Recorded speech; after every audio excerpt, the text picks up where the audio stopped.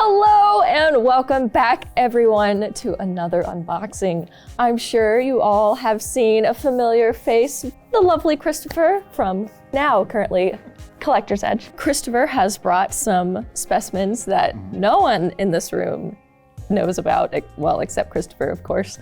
We're going to see what he's got.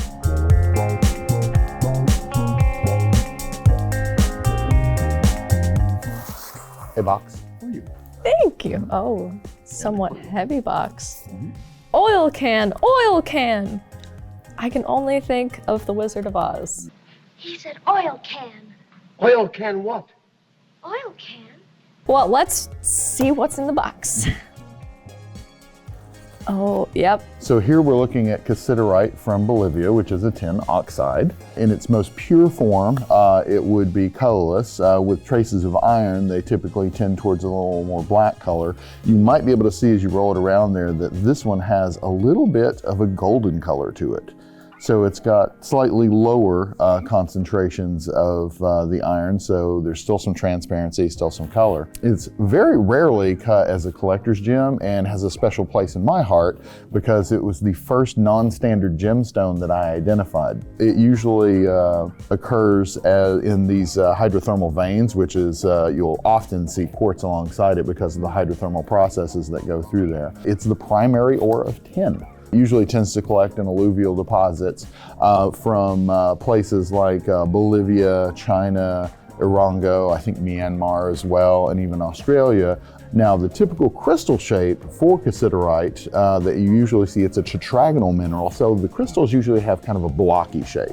This one is actually unusual because cassiterite twins very easily. And what's actually rare about this piece, and the reason I wanted to show it to really show what the most common crystal shape is that this one is actually an untwinned crystal. Usually you would see it with an angle about like this with the two kind of blocky crystals with a little bit of an angle right here is the way that they usually look when they're twinned. Showing you this one to give you just a really basic understanding of the typical cassiterite crystal. When you were mentioning the gold color, I could see a little bit more so on the inside of the light reflecting back off the fractures inside, which is pretty cool. Big box. I love a good big box. This one is also heavy. Whoa, there's a lot going on in this box. Yes. So hydrothermal veins, you wind up getting a lot of things happening in those oftentimes. So what we're looking at here is a brand new form for cassiterite. This is from Irango, Namibia, and we just got these this year. There was one pocket initially, and then a second one was found. Less than 100 specimens total of this at all. Similar to the Chinese form, when you look down under magnification, you're getting tiny little clamshell twins, but they're interpenetrating, interconnected, and they're cyclic. And by cyclic, we mean they're doing it in 360 degrees, moving around, which is causing this almost star-like ridges and this just incredible lattice work shape in the macro that you're seeing there. So it's just a brand new form, great luster. It's a black mineral, but for black mineral, it's a good color of luster of black. And the question that I have for you is, what does that look like? Definitely something that occurred after the black crystals had formed. And they're also a little bubbly, so a little botryoidal going on. But it's almost kind of botryoidal in the sense where it kind of looked like it fizzed on the rock as it was forming. There's different sizes of the botryoidal shapes that's on top of this. There's kind of like a movement to them as it was forming. I have to imagine that some reaction took place. I'm not sure what precisely, but the formation process itself is very strange. One of the things, you're always looking for with mineral specimens, you want, color's always nice to see. You like coverage. And in this case, the coverage that we have, this mineral has 100% coverage with various minerals. You have the cassiterite, which is of course the main feature. The one that we're talking about here, it's hyalite opal. Ilmenite is the mineral here as another association.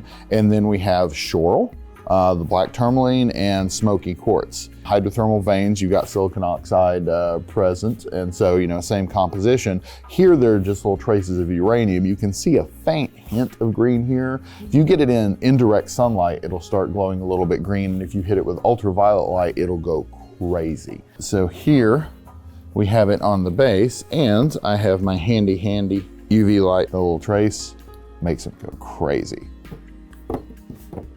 That's such a bright neon green. Yes. So this is why this little guy is my favorite. I just absolutely love this piece. Even in indirect sunlight, in direct sunlight, but you can see it a little better in indirect because you're in shadow, it'll start glowing green. It'll do a little bit like that, just even in indirect sunlight. But of course, boom. Yeah, I love this guy. Here we go.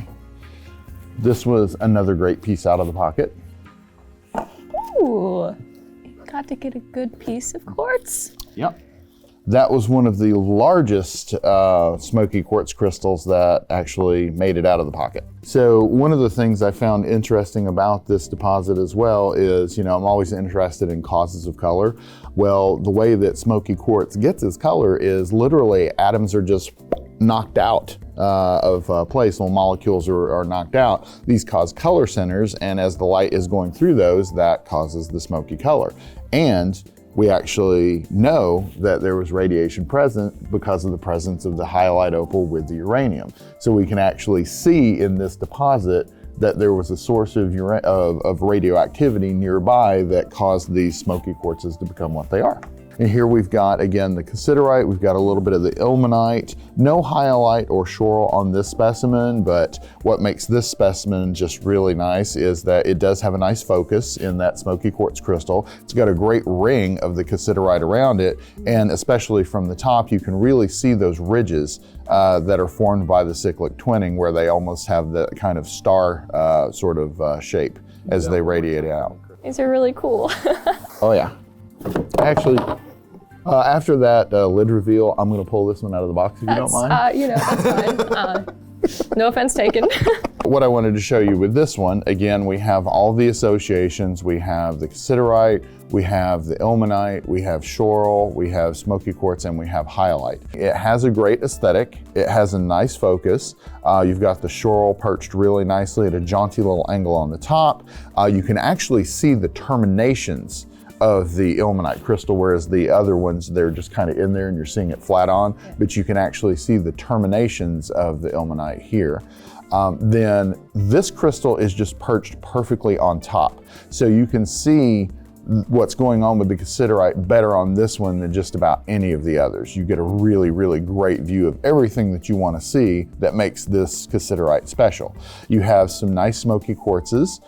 Some of them are a little bit more terminated than others, but they're generally pretty well terminated. And you've got just a little splash of the hyalite opal there as well. The first thing I noticed when I unboxed this piece was this cassiterite It's a magnificent piece right crystal. here. Oh, it's gorgeous. Some people don't like that they have no color.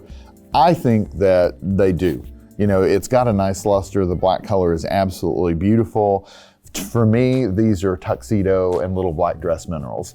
Every guy needs a tuxedo, every lady wants to have a little black dress. Every mineral collection, in my opinion, needs their tuxedo minerals. It gives you a little bit of a kind of a break for the eyes when you're looking at all the colored things, to have just like a little splash of neutral in there.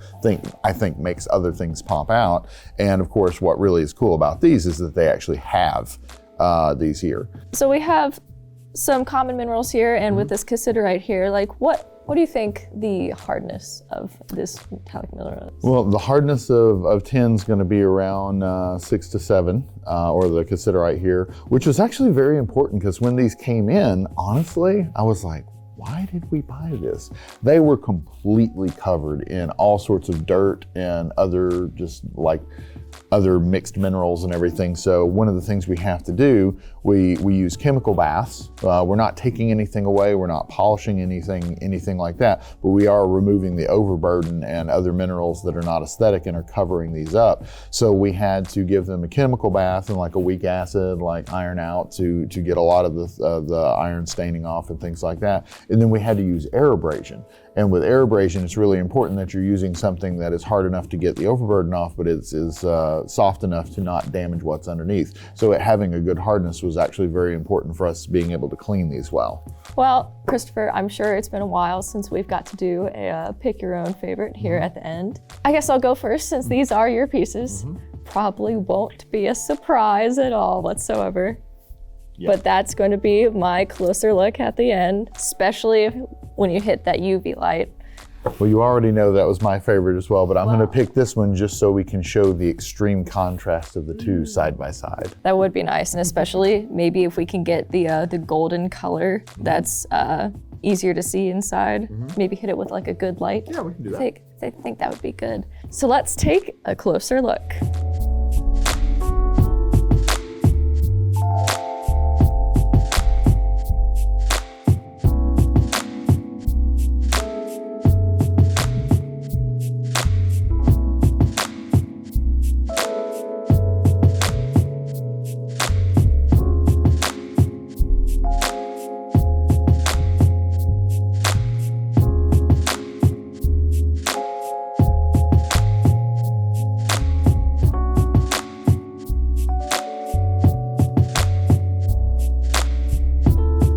Thank you so much, Christopher, for coming all the way here to showcase your wonderful, wonderful specimens. Always my pleasure.